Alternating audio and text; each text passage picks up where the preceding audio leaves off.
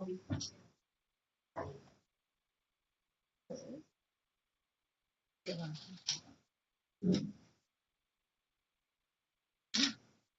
bueno, y hipocresía planetaria.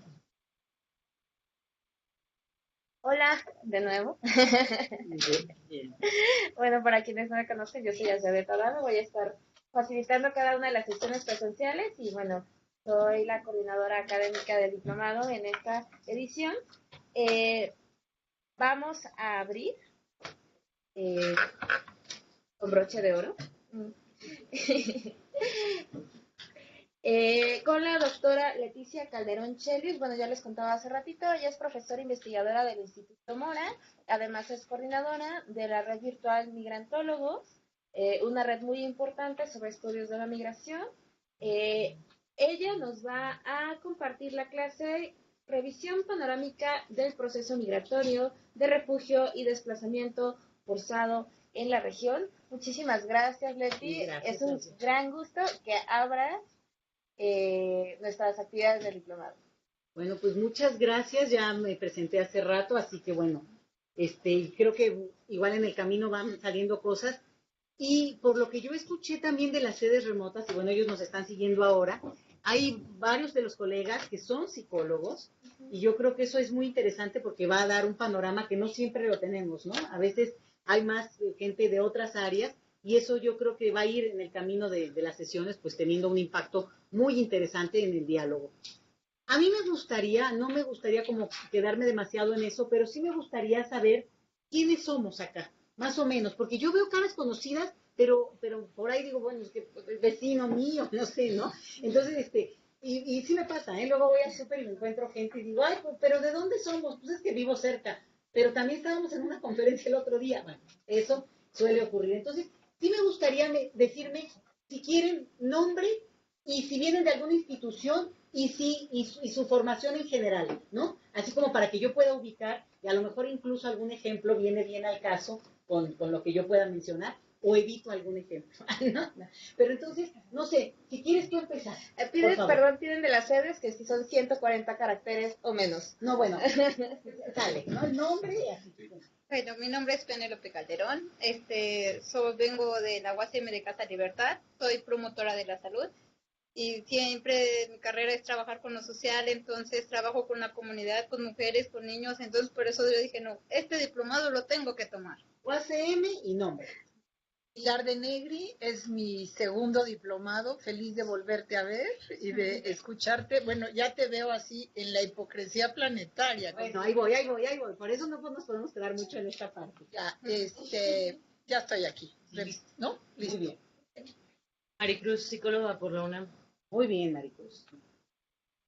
La salud por la UASM. Muy bien. UASM. Olga, soy pedagoga, maestra en Derechos Humanos y nos vimos en la UNAM un poquito. Ah, muy bien. Renata Calderón, Fundación Arcoíris. Vamos. Las Calderón. Fundación Arcoíris por el respeto a la diversidad sexual AC. Trabajamos con población LGBT, migrantes refugiada y soy socióloga por la UNAM. Padrísimo, padrísimo. Alejandro, psicólogo y psicoterapeuta gestal. Ok, bueno.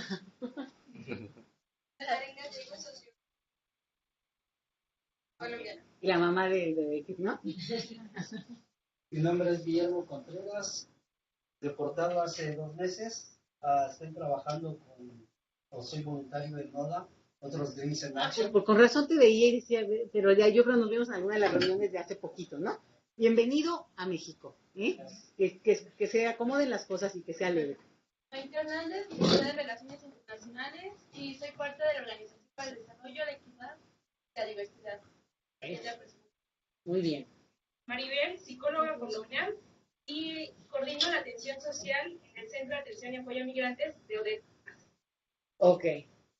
Elías Zapata, trabajador social por la UNAM. Actualmente colaboro para Médicos Sin Fronteras en el Centro de Atención Integral. Perfecto.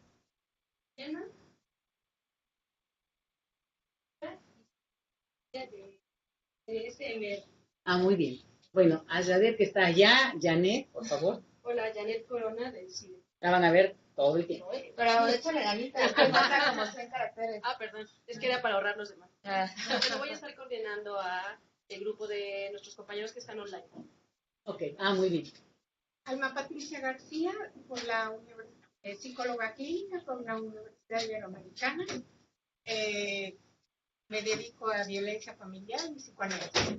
Ok, muy bien, excelente, bienvenida. Mi nombre es Paloma Heréndira. Sí, perdón. Estudié comunicación igual en la UAM y también soy voluntaria. Muy bien. Lina García, soy colombiana, soy licenciada en Relaciones Internacionales en la Universidad del Rosario. ¿Cuánto tiempo tienes en México? 2 años. Ok, bueno, muy buen dato para ahorita. Humberto Ramón de Ruiz, yo soy no pertenezco al diplomado. Todavía. Pues todavía. Todavía.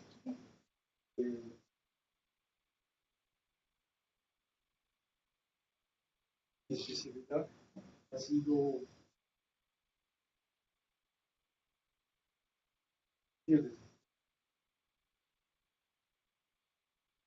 muy bien, bienvenido.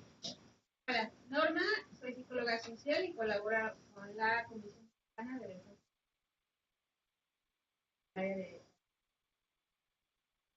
Muy bien. Omar Martínez, psicólogo clínico, en Casa Norte, voluntarios. Yo, Mirko Gonzalo, me inscribí hoy al diplomado y vivo en Sonora, trabajo en un tecnológico y me ocupo de gestión urbana y de la relación entre la urbana y las políticas de integración de los migrantes.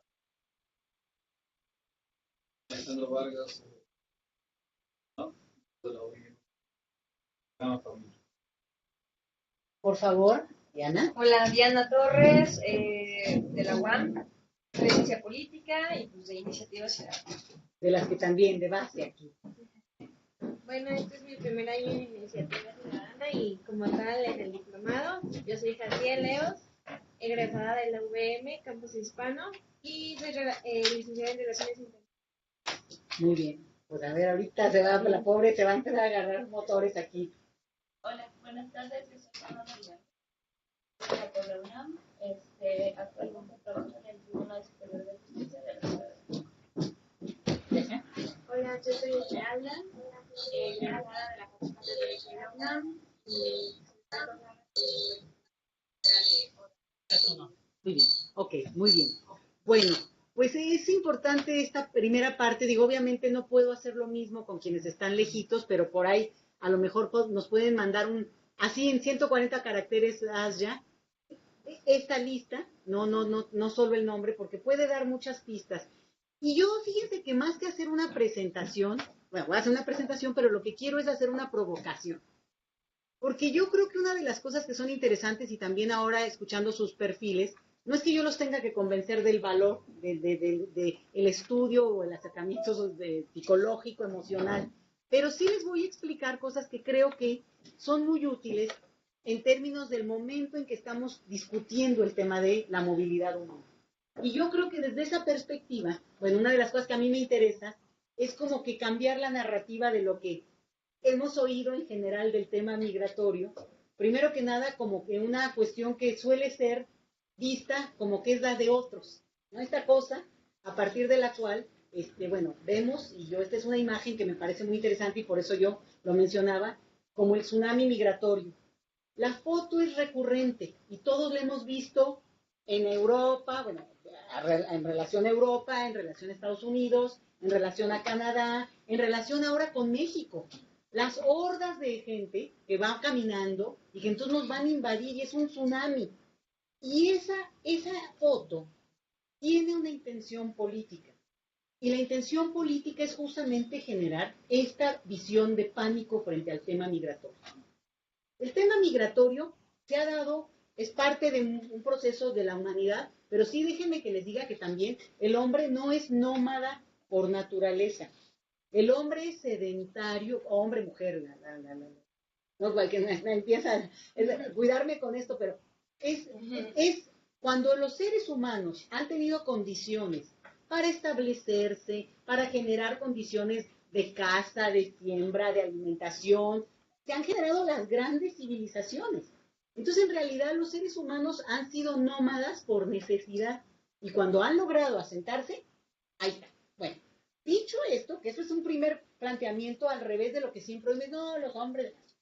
La migración que nosotros trabajamos o que la que discutimos es la migración contemporánea que tiene que ver con el sistema capitalista. Digo, ya, y ahora sí que es la madre de todos los males, sí, además de... Pero quiero decir, tiene que ver con este contexto socioeconómico que evidentemente jala el mercado laboral y se beneficia de la mano de obra barata. Y por eso, aquí esta parte de cómo se genera en esta época, vamos ahora, el siglo XXI, esta idea de un tsunami y esta imagen de van llegando y se van, bueno, es una hipocresía total, porque el mercado laboral mundial lo que ha hecho es acomodar a los seres humanos como va necesitando y ahora le sirve menos porque hay menos necesidad de mano de obra, porque hay cuestiones de trabajo de computación y mucho más tecnificado, tecnologizado. Y bueno, se va, digamos, se va acomodando el número y el stock de población que se necesita en función de estos mercados. Y yo les digo una cosa, esto es parte de lo que genera justamente como población que aparentemente parece de desecho, parece extra a lo que se supone que se tendría que discutir en una lógica, digamos, meramente, como ahorita vamos a comentarla, pero meramente humana. Bueno, no, en la parte de si el mundo fuera justo, pues estaríamos discutiendo desde otra perspectiva. Entonces, ese sería mi primer planteamiento. Quitarle esta parte, estar como tratando de ver el tema de lo migratorio como una cuestión donde van a avanzar, van a llegar, y entonces ahorita nos decía el colega de ACNUR, digo, yo no me iba a interrumpirlo, ¿verdad? Porque estaba haciendo una presentación. Entonces, de repente, ¿cuántos han llegado? Y entonces yo digo, 15,000 personas han llegado a México los últimos 6 meses. ¿Eso es mucho o es poco? Pues depende para qué. Ahora, yo nada más les aviso porque ya van a tener la sesión con él. 15,000 y hay 300,000 en Chile, que es un país 10 veces más chico que México. Con la única diferencia que México recibe las solicitudes, pero no las aprueba. Y las tiene detenidas en un limbo. ¿Sí? Entonces, hay una hipocresía. Y hay una hipocresía de la que tenemos que hacernos cargo también, porque eso es parte del propio sistema migratorio internacional. Ahora, uno de los puntos, y por eso esta es una parte de españoles, no nos vamos, nos echan. Y además el otro discurso, que se vayan ellos, ¿no? Que se vayan ellos. Y aquí, bueno, pues ahora sí, ¿no? Y bueno, y ahí es donde les voy a cambiar también la narrativa. Porque entonces, no, pues vamos a estudiar a los migrantes. Y es que los migrantes, los que llegan, los que cruzan, bueno, yo les quisiera pedir, vamos a hacer un ejercicio así como también, quien haya nacido en la Ciudad de México, que alce la mano. Ok. Quienes sus padres hayan nacido en la Ciudad de México, que alcen la mano. Ok. Quienes sus abuelos hayan nacido en la Ciudad de México, que alcen la mano. O sea, aquí estamos puros migrantes. Segunda y tercera generación, ni siquiera primera y segunda generación. Ya no llegamos ni a la tercera generación. Entonces, es otra vez el lugar común a partir del cual decimos ellos, nosotros. Entonces, vamos a hacer el bonito ejercicio al revés, y es, sobre todo pasa con los mexicanos, esto en el caso, pero es, ¿cuánta gente tiene a un conocido, familiar, amigo o compadre, ¿no?, que viva en Estados Unidos? No te hagas, mira, no te hagas. ¿Cuántos? Bueno, ahora bajen. ¿Quiénes no conocen a nadie que haya ido nunca jamás a Estados Unidos, que lo conozca, que sí lo conozca? Alguien que no conozca a nadie. ¿Nadie? ¿De plano? Todo el mundo conoce aquí a alguien que... Okay. Bueno, entonces es un poco en este espíritu de mostrar esta movilidad, y porque si fuera una cosa meramente demográfica, ¿no?, también estaríamos cayendo en lo contrario. Y yo en ese sentido decirles, y por eso la oportunidad de este diplomado, Porque por mucho tiempo la migración, pero por mucho tiempo, por décadas, se estudió en un sentido economicista. Las grandes escuelas de estudio del tema migratorio lo que hacían era este push-pull, ¿no? A ver, entonces yo les mencionaba al principio, mercados laborales, reacomodo de la población, y se explicaba a partir de esa necesidad económica. Mucho tiempo después se empezó a introducir esto que resultó muy claro, que aún en procesos de crisis, el circuito migratorio tomaba vida propia, digamos, ¿no? Y seguía la gente moviéndose porque los vínculos familiares, porque una tía mía me dijo que me fuera y entonces llego a su casa, y el tema de las redes sociales, que no son las redes sociales que traemos todo el día, sino este concepto sociológico que tiene que ver con tus vínculos y que te permiten además facilitarte tu incorporación, como por ejemplo lo que hace Oda, que genera redes para que la gente, si no tienes familiares, pues tengas vínculos y construyas entonces escenarios en los cuales te puedes mover con mayor facilidad en lo laboral, en lo social. ¿No? Entonces, eso es lo que se empezó a estudiar después y fue lo que como modificó el discurso también de lo económico. Y en ese sentido, bueno, pues obviamente entran un montón de temas, yo ahí les puse algunos y bueno, yo nada más lo tengo así como ejemplo porque si me quedo ahí, me quedo horas. Y sí, conceptos muy duros, muy rígidos, que hoy no nos explican muchas cosas. Por ejemplo, migración forzada, migración política o migración económica. Y así nos la llevamos como unas 4 décadas, ¿no? Después de la Segunda Guerra Mundial, en que se dio el reconocimiento del derecho al refugio, por ejemplo, ¿no? Los países miembros firmantes de todos los acuerdos internacionales a propósito del refugio se obligan a reconocer a una persona que solicita refugio o asilo. No entro ahorita en el prurito jurídico, pero, ojo, la persona tiene que demostrar, entre otras cosas, que es perseguido. O sea, si no traes acá el cuchillo en la espalda, bueno, pues a ver cómo le haces, porque casi. Pero entra esta parte, que es muy fuerte, de violentar a la persona que ha sido violentada, porque tiene que demostrar lo que le llaman en Estados Unidos un miedo creíble.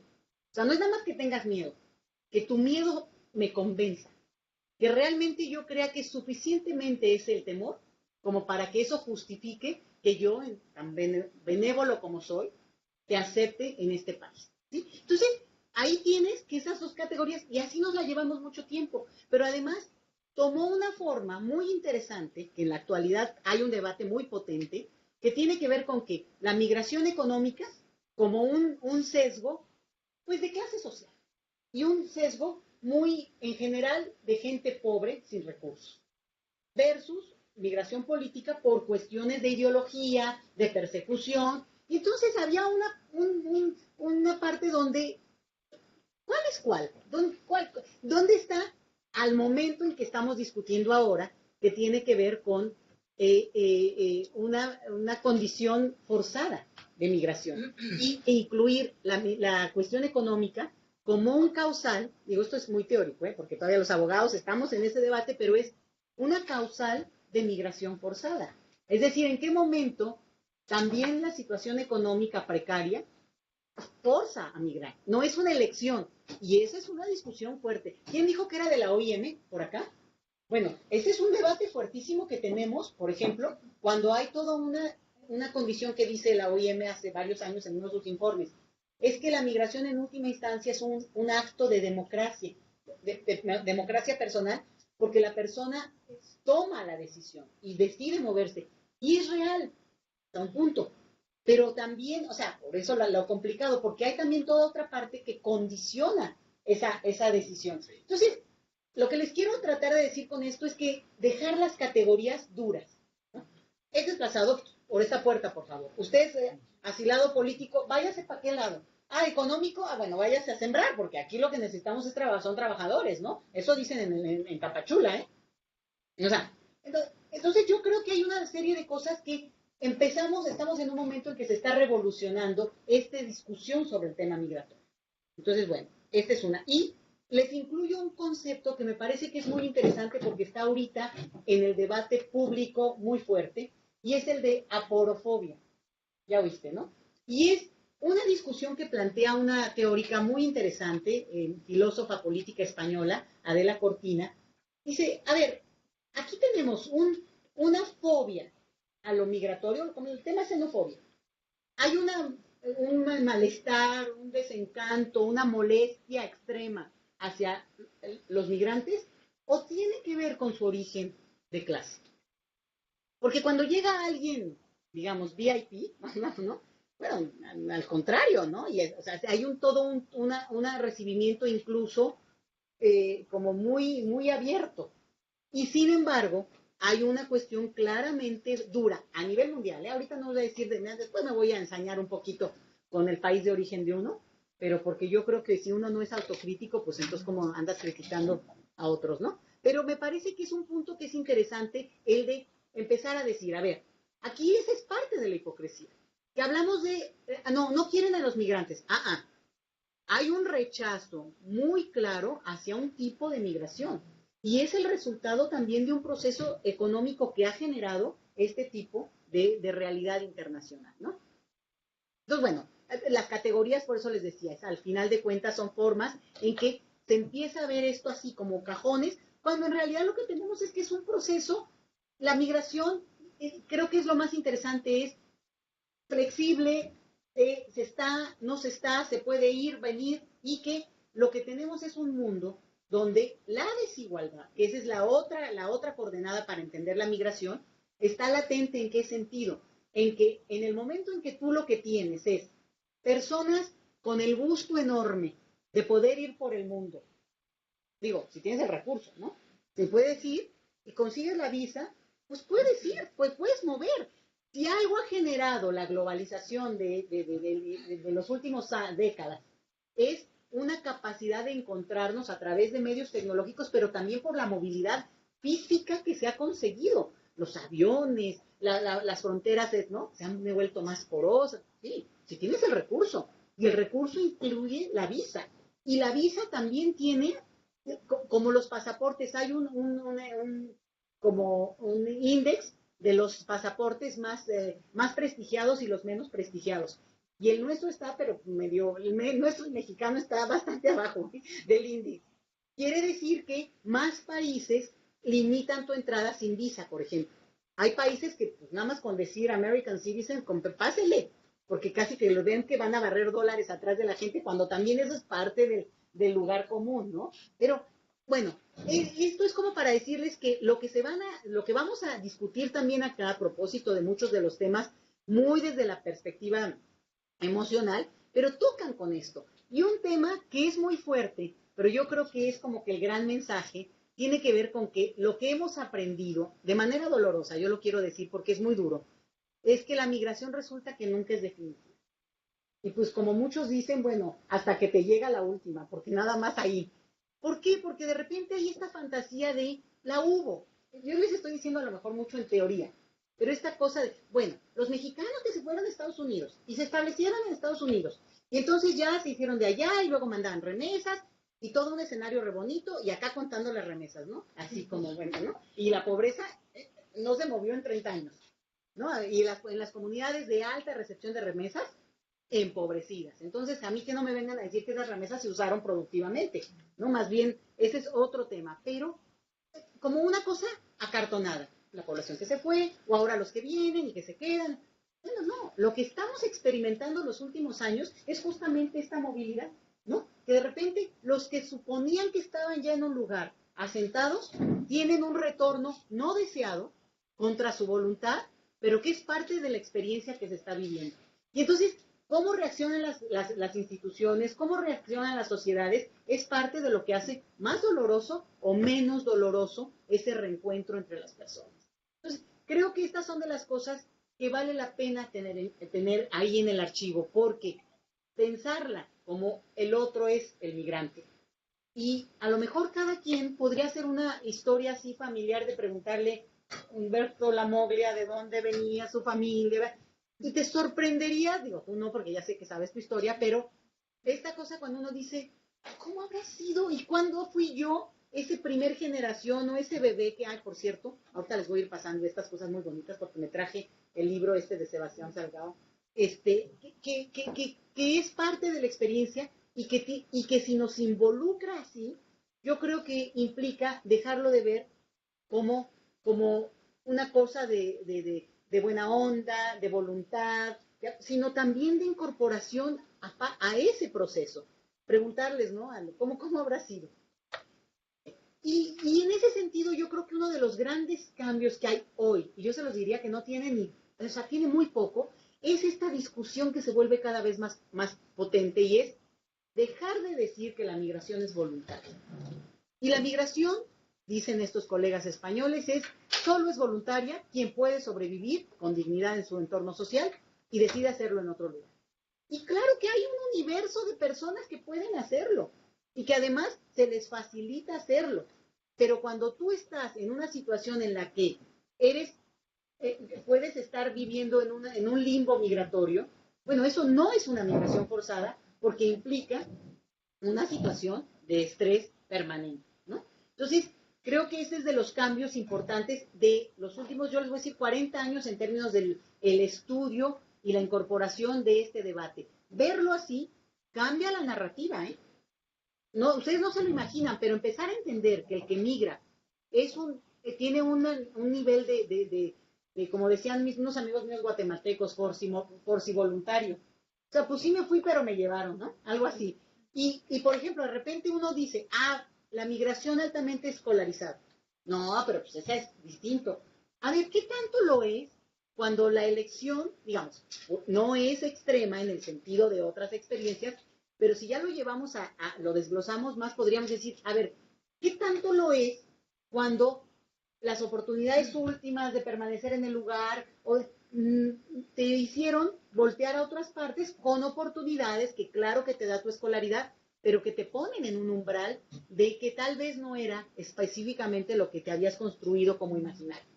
Nada es lo que uno se construye en su imaginario, pero bueno, te tratas de acercar, ¿no? Entonces, para que lo tengan por ahí.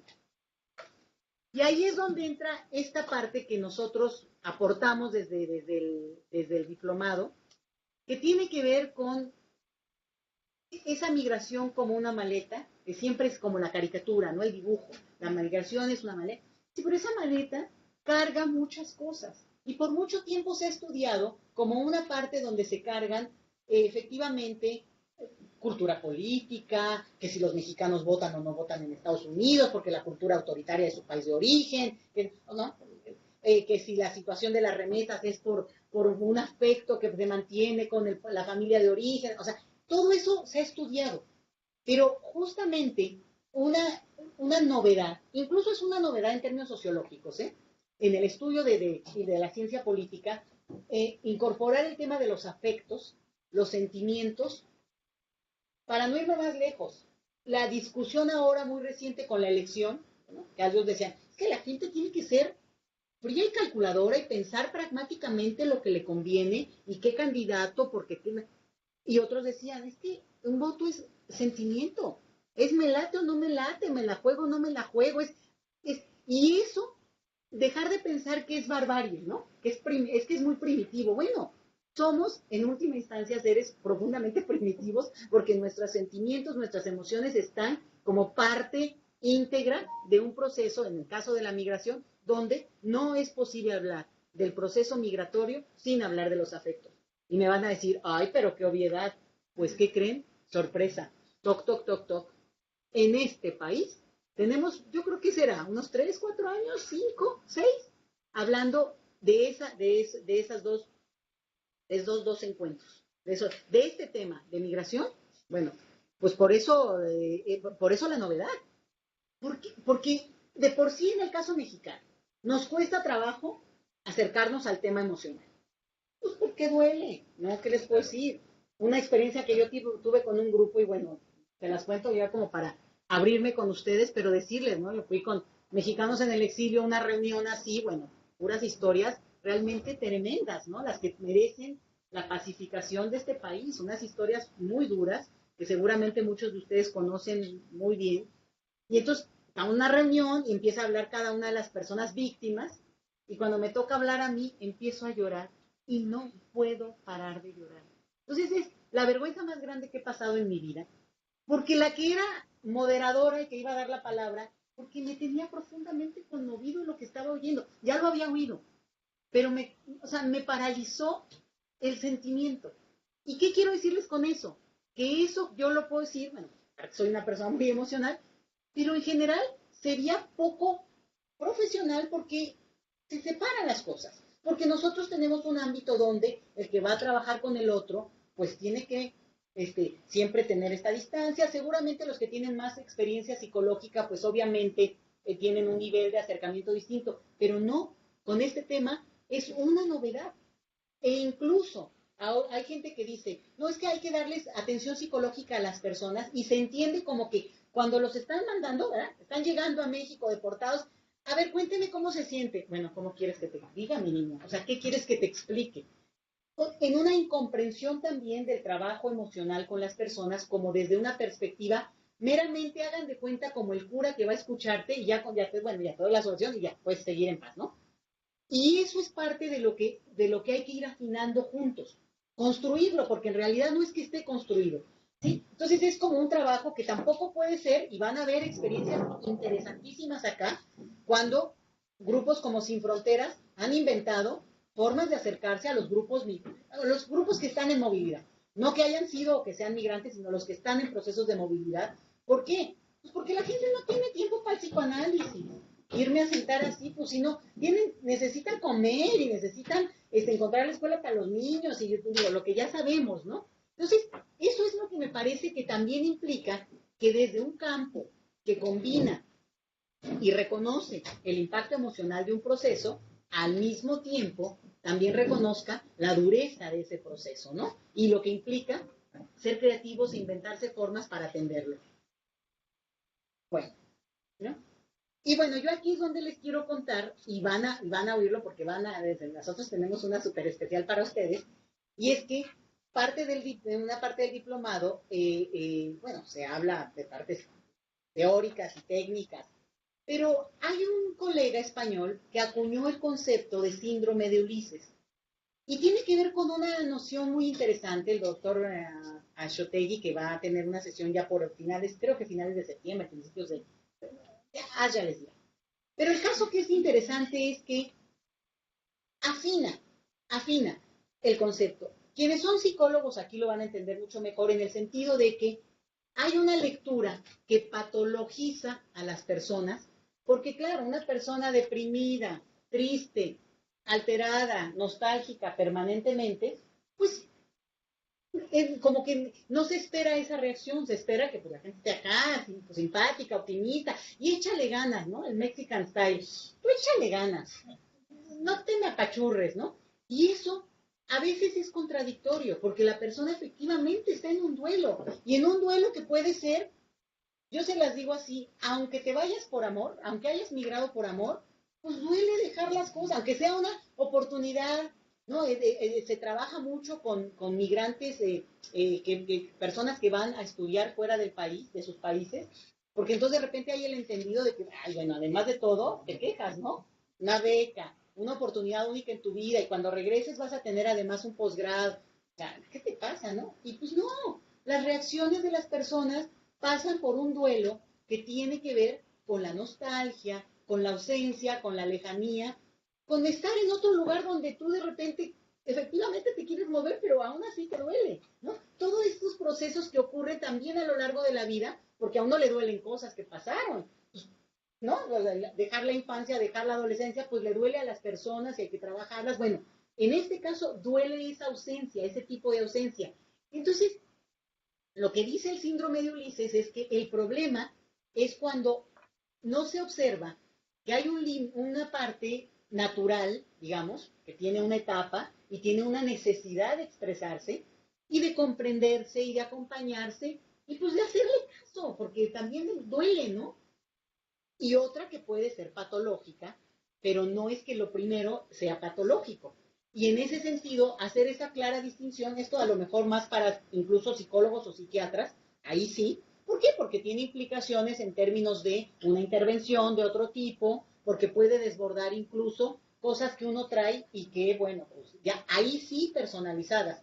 Pero entonces, la parte interesante de esto es que viene de una situación en la cual todo proceso migratorio, con más o menor escala, puede pasar por estados muy fuertes que tienen que ver con ansiedad, que tienen que ver con depresión. Y otra vez, ¿hasta qué punto? Porque puede ser, obviamente, pasajera, llevable, parte de el reacomodo, el valor que te echa andar en el lugar nuevo que estás, porque además puedes tener crisis de pánico. Oigan, sin migrar tú, sin migrar te dan todas estas, ¿no?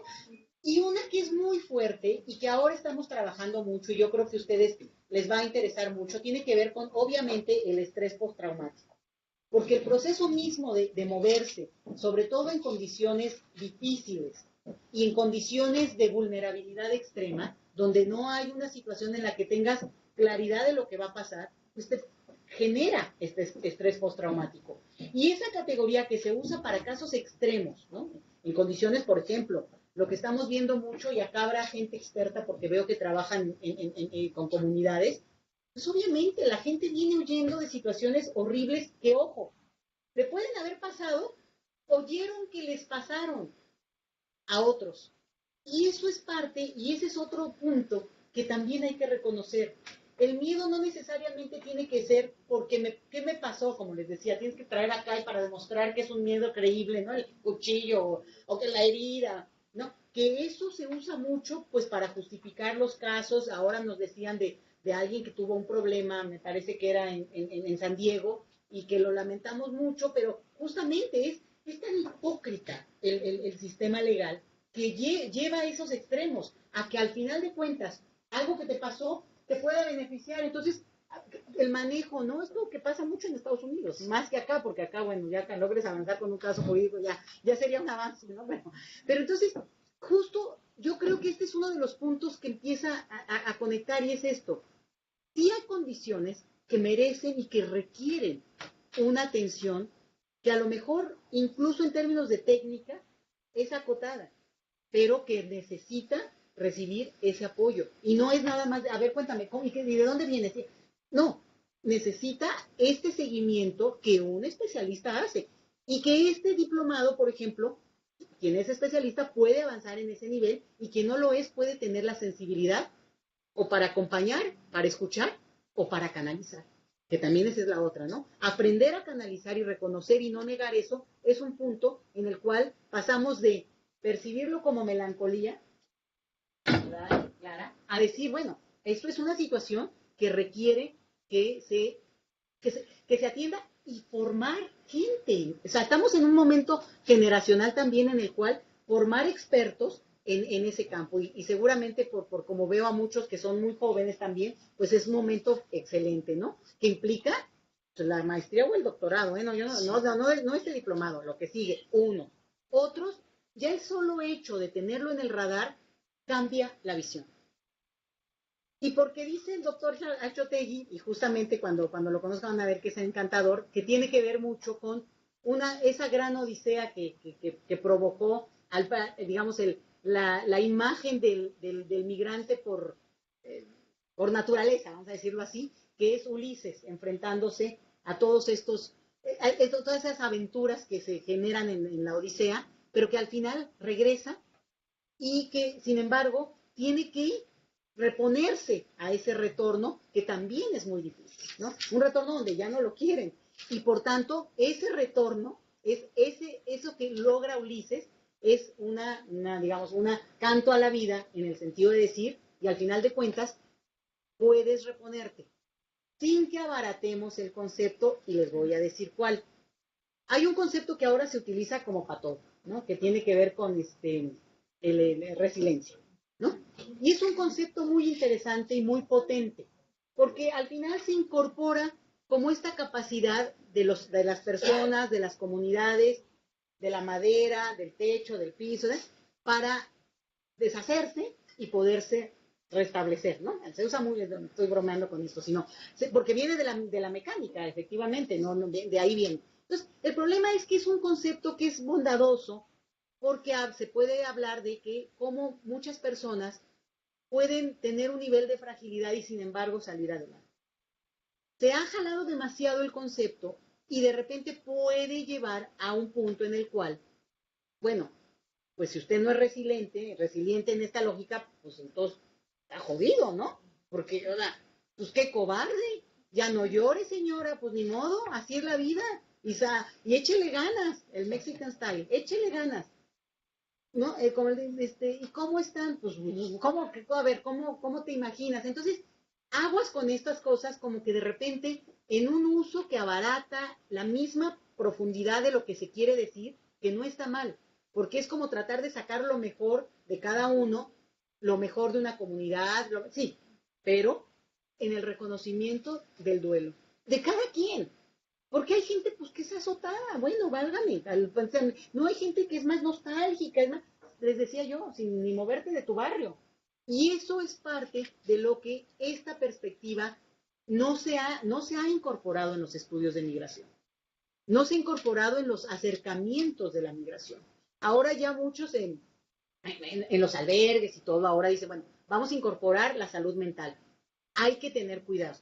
Otra vez, por eso una cosa es la sensibilidad que estamos teniendo acercándonos al tema y la otra es los profesionales ya formados en el sentido de no es tus pastillitas para no, ¿cómo es la de la canción de la ribotril? No, deja tú para no soñar, ¿no? Para que usted ya no le duela, ¿no? Así para poder andar, no.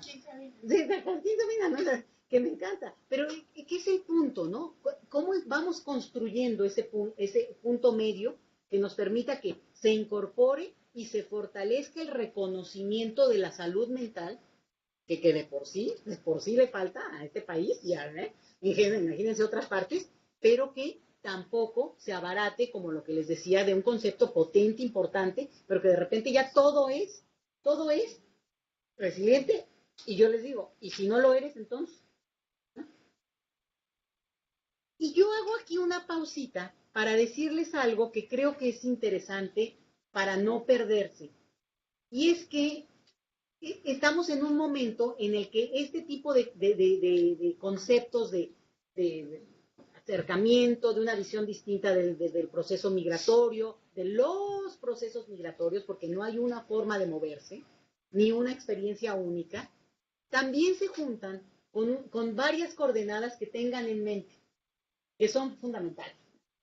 La demografía mundial.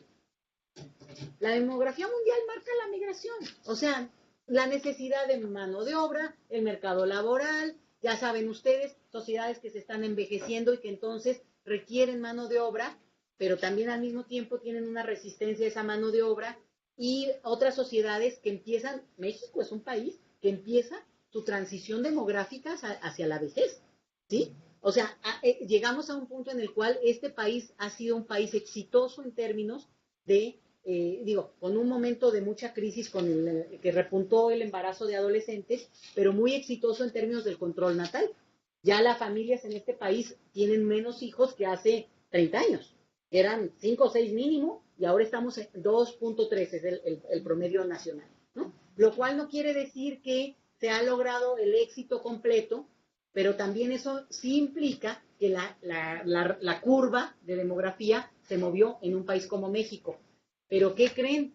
Que además la edad promedio del país, por eso los problemas que tienen mucho los jóvenes de empleo, de inserción laboral, de inserción educativa, está ubicada, el promedio de edad del mexicano es de 28 años, de 26. Los más viejitos son los de aquí de la Ciudad de México, de 28. Malvados. Lo cual, ¿qué quiere decir? Esto es un país de jóvenes. Más o menos. Porque en Centroamérica son 10 años menores en promedio. Por tanto, nuestro reemplazo natural, demográficamente hablando, no digo que como sociedad, es Centroamérica. Y tenemos dos opciones, o le invertimos o vamos a tener problemas. Ya los tenemos porque no invertimos. Y en 10 años, agárrense. ¿Sí? Eso es un tema fundamental, el de la demografía. Y otro se llama democracia. Pues yo la verdad en eso no me voy a meter mucho porque me emociono y me apasiono, pero sí les quiero decir que los sistemas democráticos efectivamente atraen, generan interés, apertura. Pues ¿quién se va a ir a un lugar donde está la dictadura, una dictadura? Pero con esto sí les aviso desde ahorita para que no los agarren fuera de lugar. Si el mundo fuera justo, y tuviéramos, ya si hagan de cuenta el mundo lo agarro aquí, y alguien un dios griego, ¿no? Lo moviera así, lo que habría aquí es, por cada 10 personas, 9 serían chinos e hindúes. Así que, o sea, si hubiera una apertura democrática en esos países, habría más migración, porque habría más libertad de movimiento. Y aún con todo lo que estamos diciendo de que la migración es forzada, o sea, tiene una parte forzada, bueno, las personas buscarían un mejor lugar para poderse desarrollar.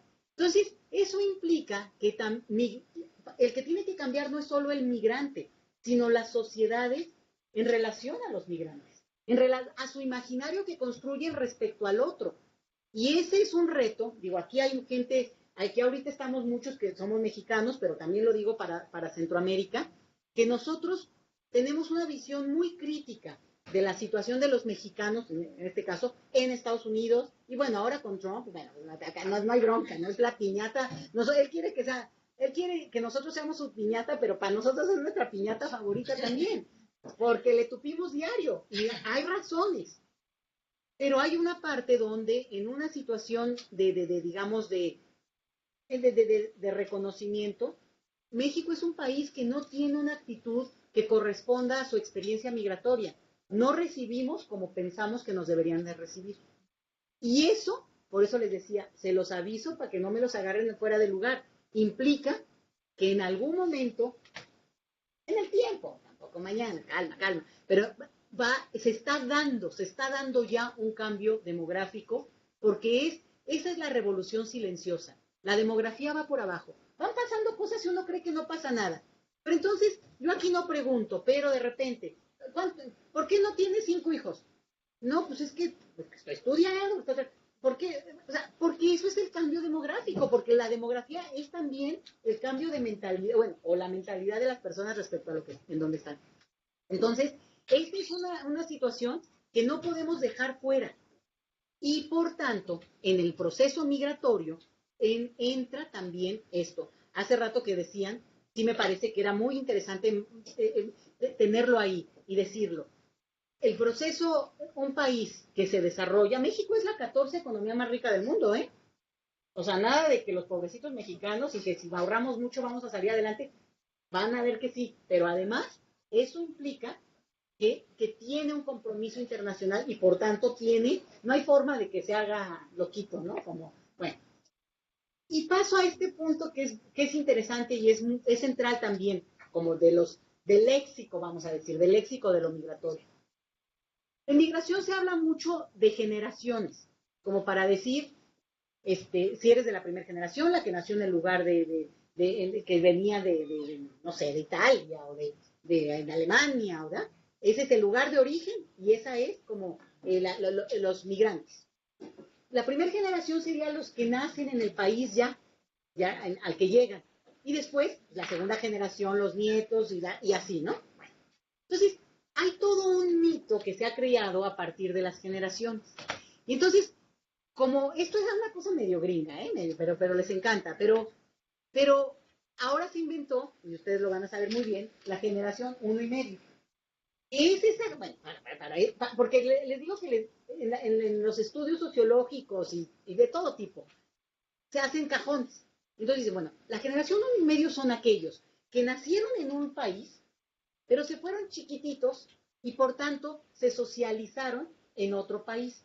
Entonces es el caso de los famosos Dreamers, que ya seguramente han oído por acá muchos, la mayoría, y si no me dicen para que les explique, que es mucho de esta experiencia política que se dio en Estados Unidos a propósito de la política que Obama inició. No la inició Obama, pero la agarró con fuerza, con ganitas, y que es deportar, en el caso mexicano, a la fecha, casi 2 millones de personas que han regresado al país de manera forzada y contra su proyecto de vida, su elección de trayectoria de vida.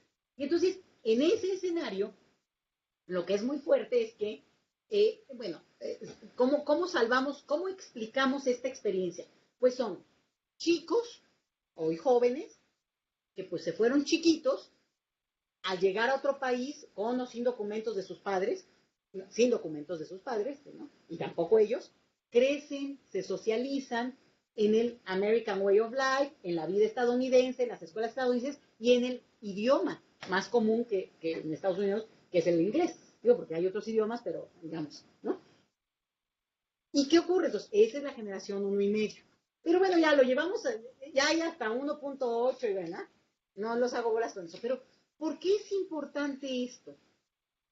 Porque tiene que ver con un debate mucho más profundo y mucho más amplio, que yo les pido que lo tengan en el radar y se sumen al cuestionamiento. Un día, no sé si nos va a tocar verlos, la verdad, pero un día esto de las fronteras y esto de en qué lado naciste, allá o de este lado, ahorita les voy a explicar mejor, va a ser como, ustedes oyeron hablar de que hubo una discusión que duró siglos sobre si los ángeles tenían o no ombligo. Va a ser del mismo calibre de absurdo y de ridículo. ¿Por qué? Porque hoy la nacionalidad se construye a partir de la idea de que tú naciste acá y tú naciste en un jardín.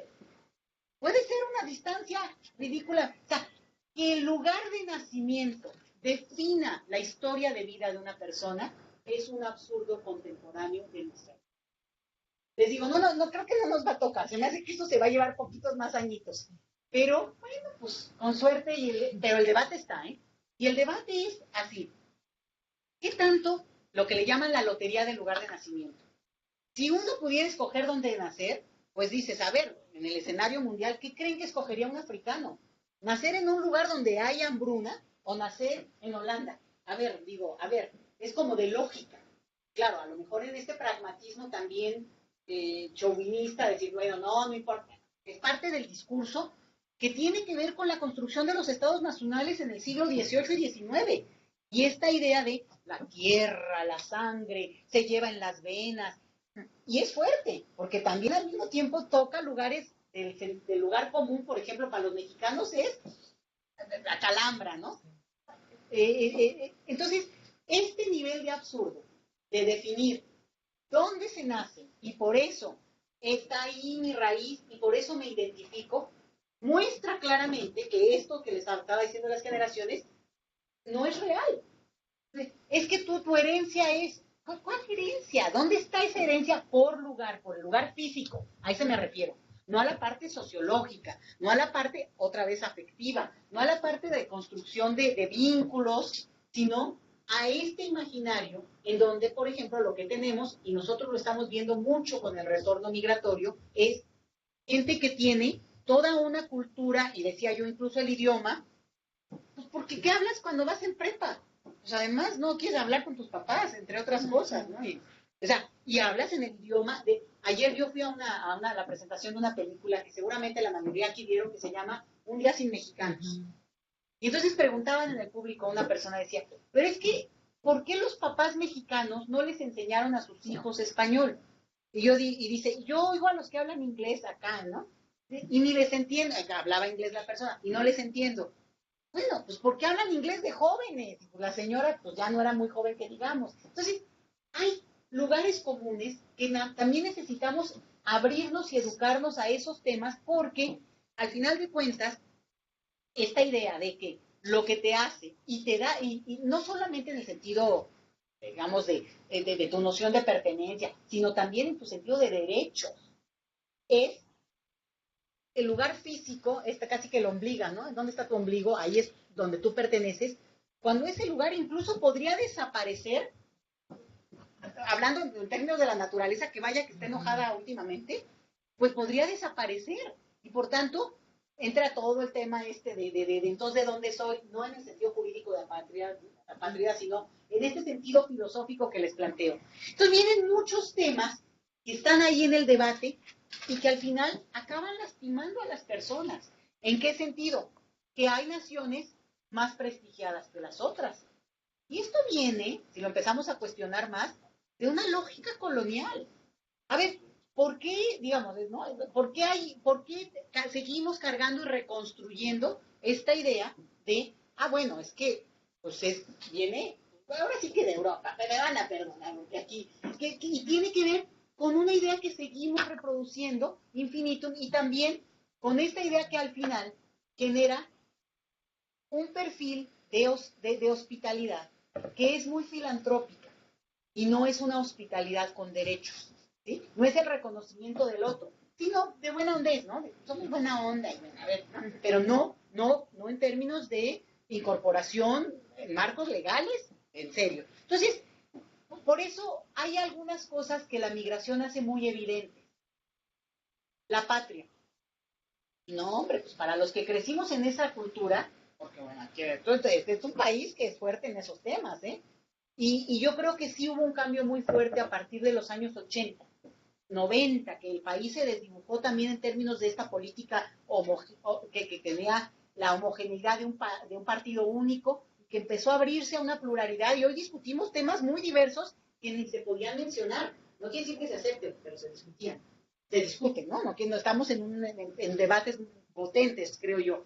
Pero ahí entran este tipo de cuestiones, por ejemplo, la patria, la lealtad, la nación, como elementos que marcan o pretenden marcar distinción, y a la hora de la hora lo que tenemos, por eso lo de las generaciones, como un detalle que es importante, y es en qué momento la persona que creció en un lugar y que está en ese lugar y quiere permanecer en ese lugar,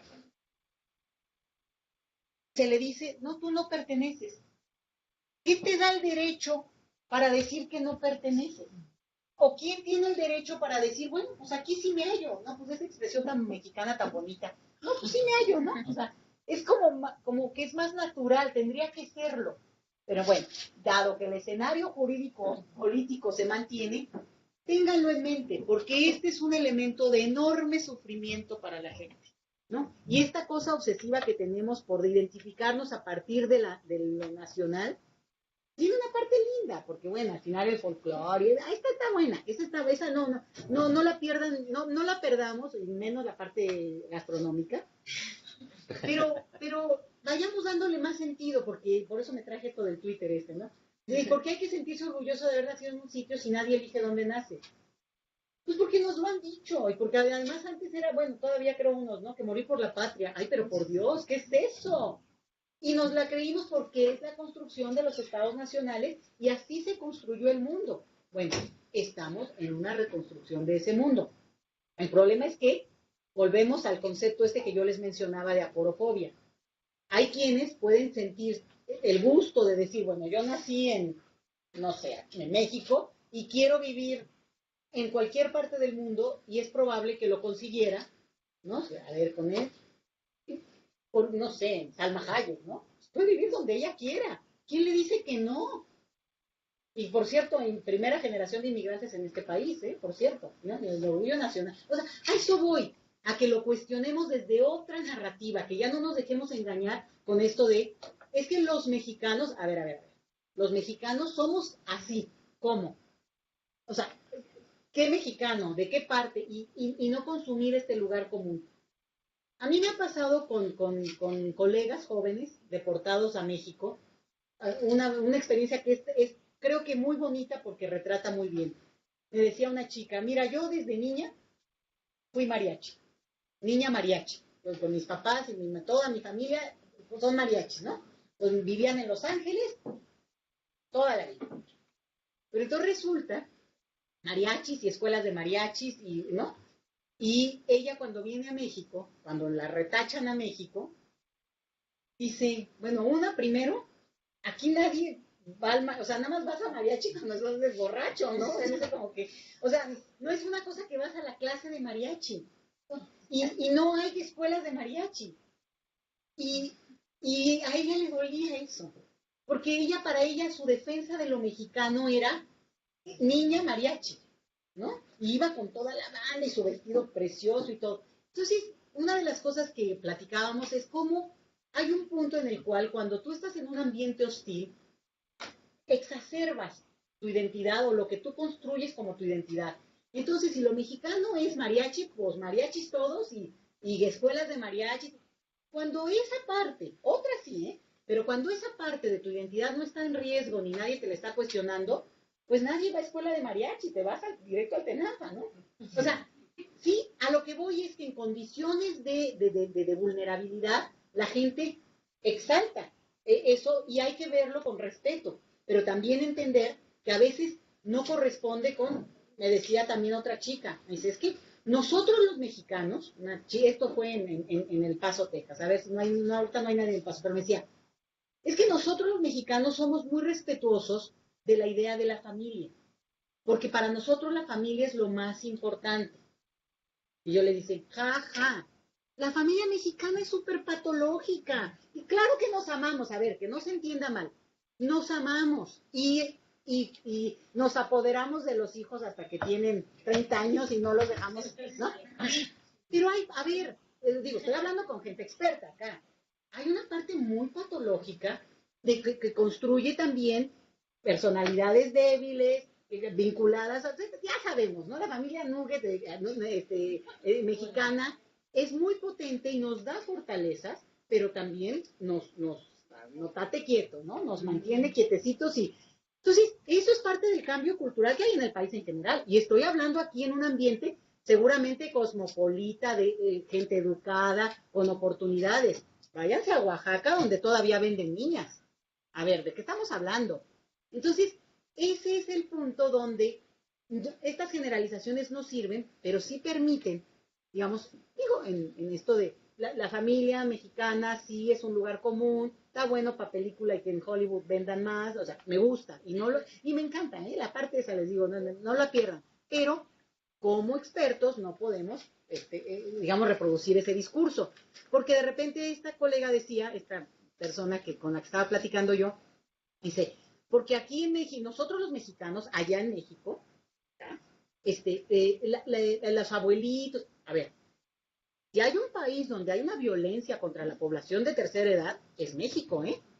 Y, o sea, porque hay toda una cosa muy, que ya hay estudios, quienes estudian a lo mejor, que es como también no engañarnos a nosotros mismos, cada grupo, cada sociedad, lo mismo que los mexicanos en Estados Unidos.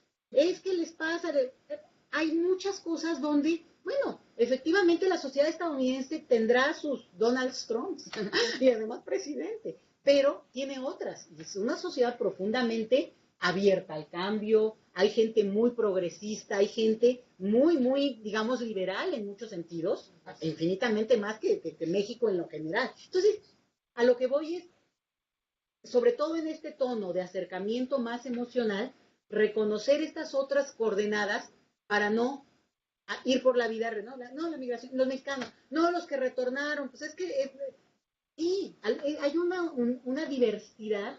Claro que hay que construir categorías para poder entrar y trabajar con la gente, pero hay otra parte en la cual también es importante tenerlo, digamos, como mucho más analizado y mucho más, digamos, complejizado que los puros cajones, ¿no?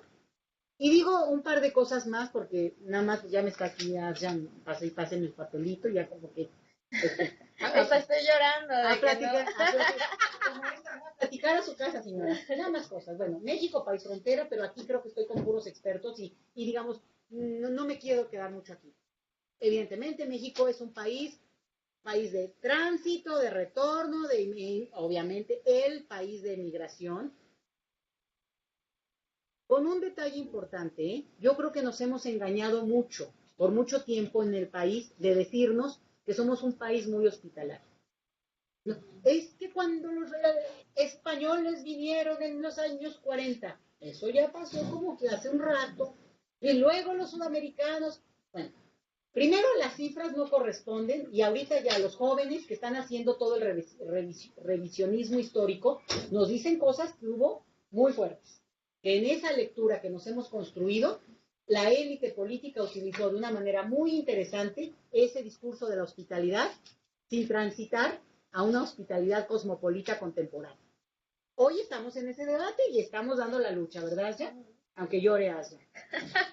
Pero estamos dando esa pelea, ¿no? Y es una pelea de mentalidad, de cómo construimos la idea del otro y también jurídica. Porque bueno, yo sí te quiero y te apapacho, pero ese es un punto en el cual cambia también la narrativa, porque de repente puedes tener países con problemas profundamente de grupos xenofóbicos, pero un marco legal potente que les pone un contrapeso. Y países muy buena onda y no que navegan en la hipocresía de su discurso hospitalario. Entonces, nada más te las digo para que no. Yo quiero, porque además quiero que después vean mis bonitos libros que traje. La verdad es que si no son bonitos, te los juro que este es de uno de los fotógrafos brasileños. Sé que hay una colega brasileña, entonces lo va a conocer, a Sebastián Salgado, que él ha hecho fotografía de todo el mundo, pero esta es una obra que hace sobre niños en éxodo. Entonces lo paso para que vayan echando ojo así. Y otro que yo les recomiendo muchísimo, pero así de verdad, sin una sola palabra, bueno, es una joya, es una belleza de libro, para que tomen nota y en algún momento lo vean con toda calma porque es una belleza. Por un tema que yo no quiero dejar de decir en esto de las coordenadas que hay que pasar para no repetir. No, que los niños migrantes, que ahorita la separación de familias, es un tema que yo no puedo creer que algo así esté pasando, y menos en uno de los países pues con un discurso tan progresista en tantos sentidos como es Estados Unidos.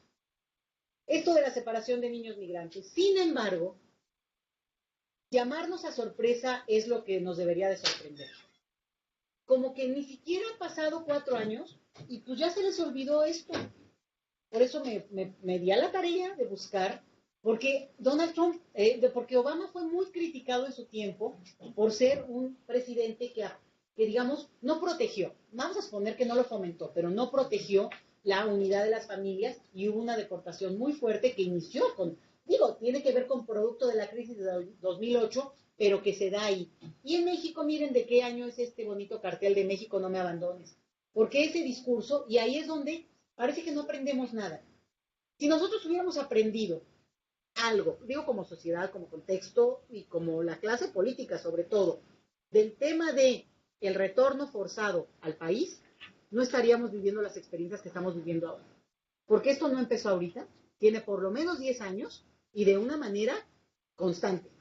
Y los problemas que hoy son los mismitos de hace 10 años y eso es increíble. Entonces, estoy agarrando.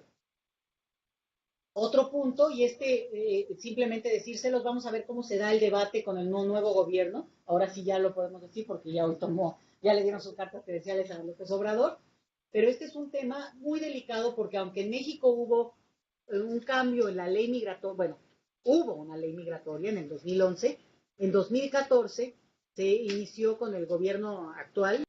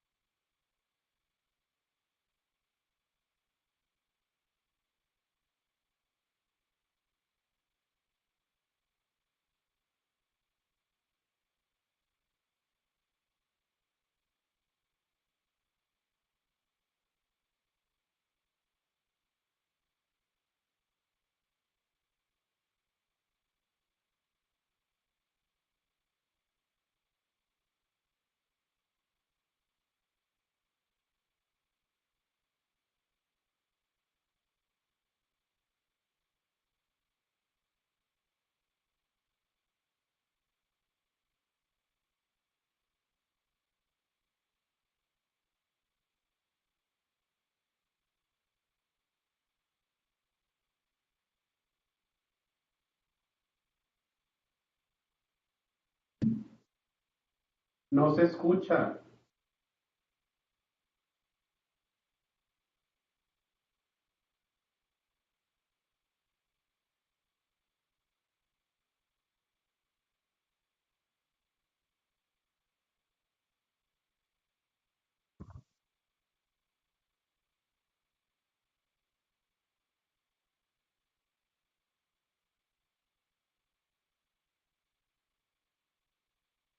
Tiene cerrado el micrófono.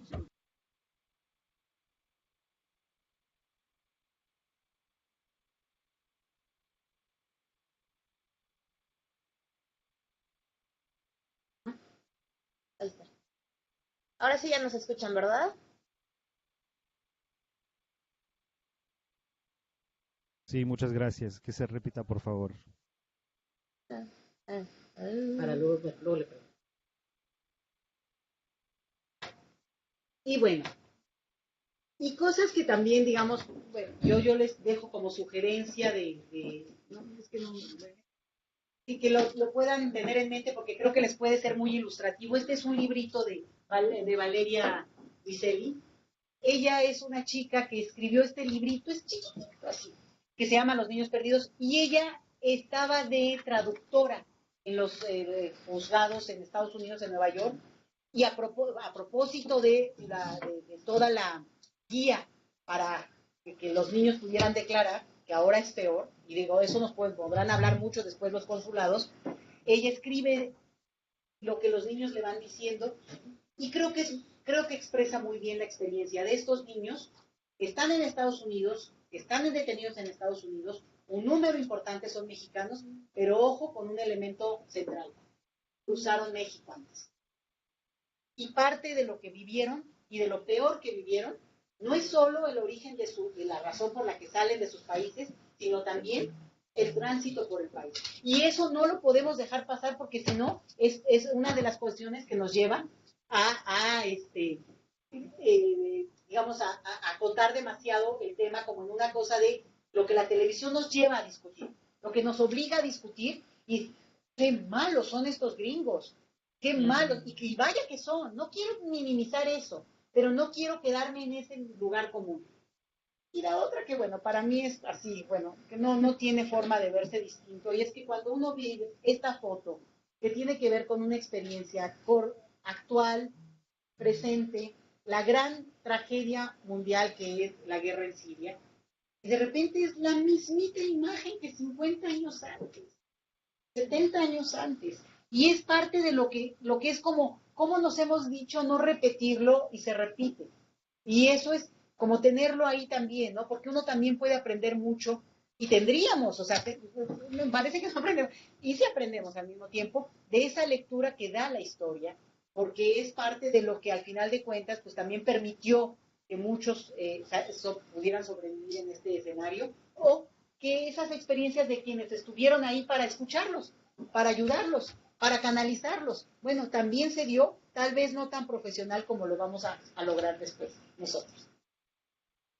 Bueno, ahí nada más te las dejo. Esto se les queda, se los queda, es para ustedes, pero esta parte de aquí tuvimos alguna vez un foro sobre películas de niñez migrante y podríamos tenerla más, no te tocó, Humberto, pero hay unas excelentes, y podría yo decirles en el tema que me digan, hay una parte donde el arte mismo ha logrado representar mejor, a veces mejor que nadie, estas imágenes de lo que significa algún pedacito, un fragmento de una de las experiencias que tiene ese proceso que decía yo, flexible, abierto, que se mueve, que tiene que ver con el que cambiar del lugar de donde uno está. Y ir cerrando con esto, y tiene que ver con que ¿dónde quedamos como sociedad? En el sentido de el tema de la discriminación. Aviso parroquial. No se da aquí alojamiento a migrantes ilegales centroamericanos. Eso no es ni en Texas, no es Arizona, es aquí por Tapachula. Entonces, para hacernos un poquito responsables, un poquito decir, a ver, ¿no? Y romper, ¿no? Con las caricaturas del... Y bueno, cerramos con esto, que tiene que ver con que todos lo recordarán, pero pues ya es emblema y ahí queda, y pasamos al siguiente capítulo y nos volveremos a movilizar con el siguiente dato dramático, porque yo no sé si ahorita, como ya no es nota lo de los niños detenidos en Estados Unidos, los pobres de los consulados más bien son los que ahorita están viviendo, dando seguimiento a esos casos, pero ya no es nota. Entonces ya, como que si se hubiera acabado el tema, cuando los niños siguen sin estar con sus padres, con otro lugar común que quiero romper, y es, no siempre ni necesariamente estar con los papás es lo mejor, ¿eh? Depende de la experiencia, y muchas veces esos niños pueden estar huyendo de una experiencia horrible que está ocurriendo en la familia. Entonces, también es verdad, también es cierto que no es necesariamente el lugar común de, el mejor lugar es donde están tus papás, depende, ¿no? Depende. Y cierro con esto para que no quede duda, ¿no?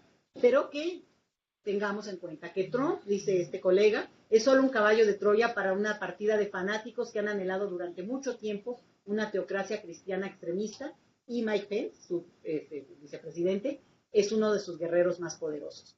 No vean solo al que sale al escenario. Hay que observar también en la parte que tiene que ver con Estados Unidos lo mismo que en cualquier otro escenario, ¿no? Porque si no, entonces nos dejamos ir por la parte, pues digamos, más novelesca del tema. Y bueno, yo lo dejo aquí porque bueno, ¿qué les puedo decir? Me pasó 200 papelitos. Pues ignoraste a todos, entonces... O sea, que ¿le hacía caso a ella o acababa ya? Bueno, y claro, ella me decía porque, pues para tampoco la costumbre en el diplomado no es alargarlo ni mucho menos, porque todo el mundo tiene compromisos, familia y vida y salir bien y todo, pero pues sí, un par de... Si ustedes quieren comentarios, nosotros nos vamos a estar viendo acá a lo largo de varias sesiones y todo, cuando de repente yo me aparezco por acá para ver cómo vamos, y sobre todo ya hacia el final cuando todo el mundo dice, híjole, se empezó a poner bueno porque empiezan a llegar las experiencias concretas, las estrategias de la gente para enfrentar este nivel que tiene que ver con tocarnos, pero tocarnos en un sentido más del alma, ¿no? Como decían el otro día, leía que apapachar, palabra náhuatl, quiere decir tocar todo, ¿cómo? Abrazar el alma, ¿no? Acariciar el alma. Entonces, en este diplomado toca aprender a abrazarnos con el alma, apapacharnos. Pero bueno, ¿algún comentario? Si quieren algo más como para dejar, como cuando uno deja dicho algo para la parte que sigue, ¿no? Pero, ¿algún comentario? Bueno, vamos a promover la parte del autocuidado desde el inicio del diplomado, entonces el compromiso va a ser siempre cerrar a las 7:30, entonces hay varios pequeños pasos para lograrlo. Lo primero es que, pues como ustedes pudieron ver en la inauguración, si nos extendemos en el tiempo, además de que se vuelve bastante complicado, pues no se pierde el mensaje. Entonces, la primera regla en la parte de las participaciones es que por favor sean conferencias magistrales de 2 minutos y de preferencia de 1 minuto. Entonces, en la medida en que podamos escucharnos, no se preocupen. Comúnmente al inicio del diplomado todo el mundo quiere hablar, etcétera, pero vamos a estar 4 meses, así que si no se puede en esta sesión, lo hacemos en la siguiente. Y bueno, Leti va a estar con nosotros de manera cotidiana en el diplomado. Entonces, bueno, nuestra primera sede que pidió la palabra es la UNAM Los Ángeles, un poco con el encargo, por favor, de que sea una conferencia magistral de 1 minuto. Adelante. Sí, hola, muy buenas tardes. Soy Rosalinda, gracias a la ponente. Polemizaré un poco. Es a distancia, ella a veces le pierdo el ritmo por la rapidez con que expone. Hablaba ella de un sentido filosófico, de una explicación filosófica. Me gustaría que fuera un poco más detallada en eso, porque yo en su exposición no noté ningún concepto filosófico excepto el del síndrome de Ulises. Luego habla de un compromiso internacional que tiene México e incluso dijo que no puede hacerse loquito. ¿A qué compromiso se refiere? Además, ella hace la pregunta, ¿por qué hay que sentirse orgullosos de haber nacido en un sitio donde si nadie elige dónde nace y ella analiza esa pregunta, pero yo no capto, y discúlpeme por favor, maestra, no capto si está a favor o en contra. En cuestión de migración, geografía es destino, y es muy delicado ejemplificar con la siguiente generación o con la generación que se ha criado en Estados Unidos respecto de la primera generación emigrante. Allí me da duda. De repente, y esta es una crítica que le hago, siento que el particular pierde al universal, y desde el punto de vista académico hay que tener, perdóneme, tal vez la estoy malinterpretando, pero hay que tener cuidado con eso. Finalmente, cuando se habla de la hospitalidad cosmopolita, yo quisiera saber más, porque hay que tener cuidado. Estamos hablando de la hospitalidad cosmopolita y tenemos encima, como México, este pendiente que quiere denominar a nuestro país el tercer país seguro, y podría basarse justamente en ese tipo de apreciaciones. Cuidado con eso, porque México tiene que analizar muy bien qué quiere decir convertirse en una coladera de migrantes cuando él tiene 27 millones de mexicanos en Estados Unidos, 30 millones, 70% de ellos de origen mexicano y 7 millones de indocumentados en este país. Somos el estado 33. Muchas gracias. Sí, hay otra pregunta en Los Ángeles y con eso cerramos. ¿Verdad? Bueno, se fue. Regresó. Sí. Hola, buenas tardes. Mi nombre es Alma Nava y mi pregunta es muy simple, corta. Estuve viendo algo acerca del síndrome de Ulises. Quisiera saber un poco más acerca de esto. Esa es mi pregunta. Gracias.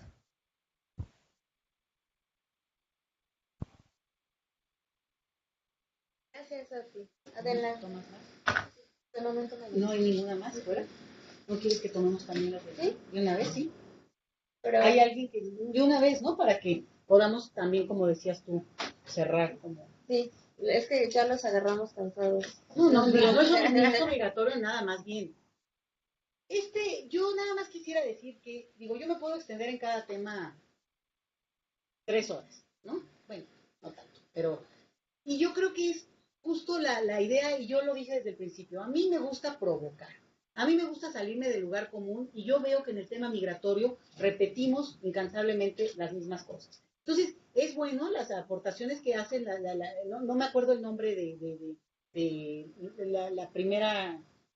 chica que comentó, ¿te dijo? No, bueno, pero me parece muy interesante, muy observaciones, a lo mejor algunas, puntualizarlas, y mencioné lo filosófico en el sentido de que hay un debate muy potente, que no es que expliqué ni mucho menos, sino dije, hay que cuestiona hoy, y que la idea con la que nos hemos movido en términos de estados nacionales, y dije, no nos va a tocar ver ese cambio, no creo, eso va a pasar, si pasa en 100 años ya será mucho, pero me parece que es también para pensar distinto todos. A lo mejor nada más empezar a decir, a lo mejor lo que hemos creído, hay algunos analistas, esto ya va a ser otra cosa, que dicen que países tan enormes como Estados Unidos no necesariamente van a sobrevivir como tales, territorialmente hablando, porque por la misma diversidad que representan.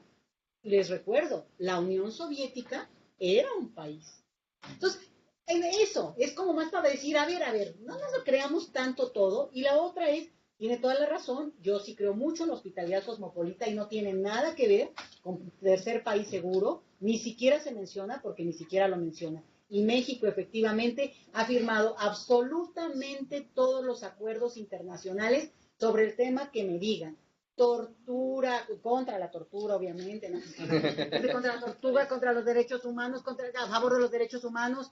En tema de migración, incluso lideré y yo soy de la idea, como muchos colegas con los que participo de manera más política, que México tiene una responsabilidad política, pública, mundial, global, para cumplirlo, con que cumpliera lo que ha firmado, que no lo cumple. Entonces, completamente de acuerdo con lo que señala de la responsabilidad del país frente a no permitir que México pueda aceptar bajo ninguna condición ser tercer país seguro. Eso se los podría explicarlo, pero no quiero alargarme, que implica que México haga oficialmente lo que ha estado haciendo hasta ahora, sin siquiera digamos, el reconocimiento en su momento que ha pasado con Donald Trump ha sido tremendo, ¿no? Porque ni siquiera es que reconocieron que la élite de este país hizo algo a favor de esa visión de filtro migratorio. Entonces, más bien, estamos platicando, comentando, y esta es más que nada una primera sesión para decirles bienvenidos. Ya empezamos y ya arrancamos con temas que no siempre son, no, pues a lo mejor a mí no me gusta esa perspectiva, no, yo no les quiero convencer de que piensen como yo, ni siquiera estoy segura de que si hay un tema que yo podría cerrar para seguirlo pensando, sino que son cosas que a lo largo de los últimos años que yo he estado trabajando el tema migratorio, me han permitido salirme del lugar común de a estos van para allá y estos regresan y son cuántos y cuántos vinieron. Claro que el número importa, pero aquí en este diplomado importa es el otro y el otro, la experiencia de cada uno de ustedes, la gente del consulado que realmente hacen cosas muy importantes y que a lo mejor también luego se sienten mal de que llegan a un punto donde tienen un papel como parte de la burocracia y que tampoco están como para estar oyendo cada historia, ¿no? Y eso es parte de lo que este diplomado también promueve, entender que cada uno tiene un rol y que tampoco nadie aquí es salvador de la patria, aunque algunos se crean, pero no lo son, pero que sí podemos, cada uno es de esa trinchera y bueno, acompañarnos en esto. Y esa es la misión de esta primera sesión, para abrir boca. Nada más como para empezar. Y hay un último comentario, no es pregunta nada más, es de una de nuestras participantes en línea, Juliana. La construcción de los estados-nación ha dado lugar a que en nombre de la soberanía sobre sus territorios los gobiernos ejerzan políticas migratorias restrictivas. Considero importante poner en valor la historia oral porque permite ir más allá de conceptos y teorías y entrar a la vida de las personas que migran. Valoro este espacio y lo que vayamos a aprender. Bueno, pues yo creo que se aprende mucho. Y que me preguntaba al final, también no me acuerdo, no me fijé, perdón, el nombre, de qué es el síndrome de Ulises. Bueno, traté de explicarlo así nada más poquito. ¿Por qué? Porque uno de sus maestros va a ser el colega que acuñó el concepto. O sea, no, digo, sería mala onda de ya, yo se los digo, bueno, le va a venir el que lo inventó. Entonces, más bien nada más se los quise decir para darme el taco. Bueno. Muchas gracias y buenas noches. Nos vemos mañana para la clase del doctor Jorge Durán aquí.